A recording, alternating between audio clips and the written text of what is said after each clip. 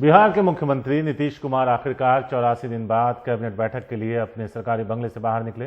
नीतीश कुमार अपने बंगले से कुछ मीटर की दूरी पर स्थित सरकारी कार्यालय गए, जहां कल शाम कोरोना संकट के बाद पहली कैबिनेट बैठक बुलाई गई थी। कोरोना के बाद अब तक कैबिनेट बैठक वीडियो कॉन्फ्रेंसिंग के माध्यम से होती थी। इससे पहले तेजस्वी यादव और आरजेडी के अन्य नेताओं ने ट्वीट करके सीएम के करीब 3 महीने से अपने बंगले से बाहर न निकलने पर सीधा उन पर निशाना साधा और एक तंज भी कसा।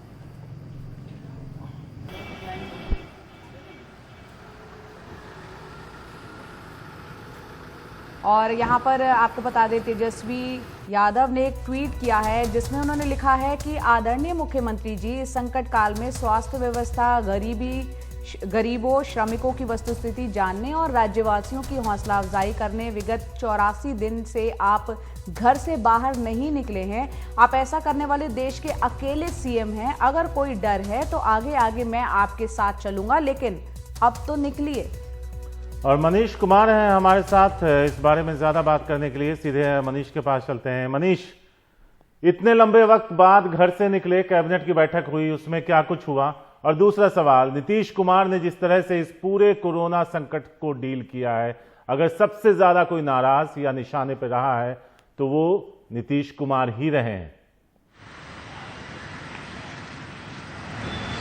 निश्चित रूप से नीतीश कुमार अगर लोगों के निशाने पर रहे हैं, खुद उनके समर्थक उनके इस बार के रुख से काफ़ी मायूस दिखते हैं। खासकर नीतीश कुमार, देखिए, उनकी सिंसियरिटी पे आप सवाल नहीं उठा सकते हैं, क्योंकि जब से कोरोना संकट हुआ है हर दिन उन्होंने बैठकें की, कुछ न कुछ फैसले किए, लेकिन सवाल उनके ऊपर 2 कारणों से उठ रहा है। एक जो श्रमिकों का मामला था, श्रमिकों के मामले में जिस प्रकार से खुद उनके पार्टी के समर्थक हों या उनकी सरकार में सहयोगी बीजेपी के लोग मुखर होकर मानते हैं कि नीतीश कुमार का जो पूरा रवैया रहा है वो मजदूरों के खिलाफ रहा है। 2 कारण उसके बताए जाते हैं। एक तो उन्होंने जब श्रमिकों के लिए विशेष ट्रेनें चलनी थी, उन ट्रेनों पर पाबंदी लगवाई। दूसरी बात यह है कि जब विशेष ट्रेनें चली, वो भी उनके अनुरोध पर चली, क्योंकि उन्होंने कहा कि बसों से लाना लोगों को संभव नहीं है। तो जब उनके भाड़े का सवाल आया तो उन्होंने लिख के, बिहार सरकार शायद देश की पहली सरकार होगी जिसने लिखित रूप से दिया है कि हम अपने लोगों का पैसा नहीं देंगे, जिसके कारण जो है वो चाहे दिल्ली की सरकार हो, महाराष्ट्र की सरकार हो, पंजाब हरियाणा की सरकार हो, सबने, कर्नाटक की सरकार हो, सबने बिहार आने वाली ट्रेनों का पूरा खर्च उठाया।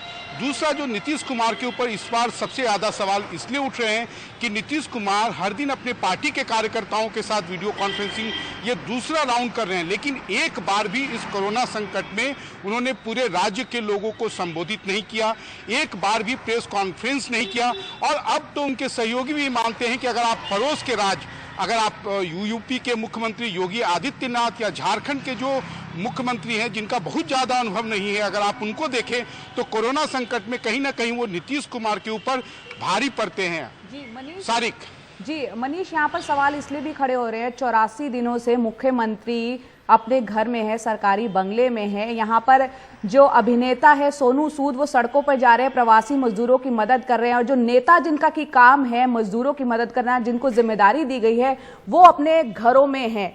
तो जाहिर सी बात है सवाल मुख्यमंत्री के ऊपर उठेंगे ही। निश्चित रूप से जया, नीतीश कुमार पर सवाल इसलिए नहीं उठ रहे हैं कि नीतीश कुमार ने कोई निर्णय लेने में देरी की, लेकिन नीतीश कुमार ने भले ही जनता के सहयोग के लिए बहुत सारे नए फैसले लिए। जैसे मैं आपको बता दूं, 2 उनके फैसले रहे। एक तो जितने भी राशन कार्डधारी हैं उनके खाते में 1000 रुपया देना, या जो बाहर के राज्यों में करीब 20 लाख लोगों को उन्होंने उनके खाते में 1000 रुपये ट्रांसफर किए। लेकिन ये, अगर आपने किसी को आर्थिक सहयोग दिया है तो इसका मतलब ये नहीं है कि आप अपने ही लोगों को मझधार में छोड़ देंगे, क्योंकि नीतीश कुमार की छवि एक ऐसे मुख्यमंत्री के रूप में पड़ी है जो अपने राज्य के फंसे हुए लोगों से उसने अपने पल्ला झाड़ा, और आज वो खुद हर बैठक में कहते हैं कि जो लोग थे उनके कष्ट को देखकर उन्हें बहुत तकलीफ हुआ, उनका ख्याल जो है वहाँ की सरकारों को करना चाहिए था। वहाँ की सरकारों ने 55 दिन तक उनका ख्याल रखा, लेकिन बाद में स्थिति जब बद से बदतर हुई, उस समय भी नीतीश कुमार ने उनके भाड़े का खर्चा उठाने से, उन्होंने ये बात अलग है कि उन्होंने कहा कि आप आइए, क्वारंटीन सेंटर में रहिए, तब आपके जो टिकट का जो भी भाड़ा होगा और उसके साथ 500 रुपये मिला के हम रीइंबर्स करेंगे। लेकिन एक मुख्यमंत्री जो संकट के समय में जो उसकी एक भूमिका होती है कि वो संवाद करता है, वो उनके साथ खड़ा रहता है, वो बाहर दिखता है। नीतीश कुमार अपने घर में रहे, बैठ के करते रहे। कहीं ना कहीं जो उनका इस पूरे संकट से मुकाबला करने का टेम्पलेट था वो काफी हद तक उनके अपने समर्थकों को नहीं भा रहा था। सारी मनीष, तो एक लाइन में अगर कहा जाए कि देश या फिर राज्य की जनता सड़क पर दर दर भटक रही थी और मुख्यमंत्री सरकारी आवास में थे।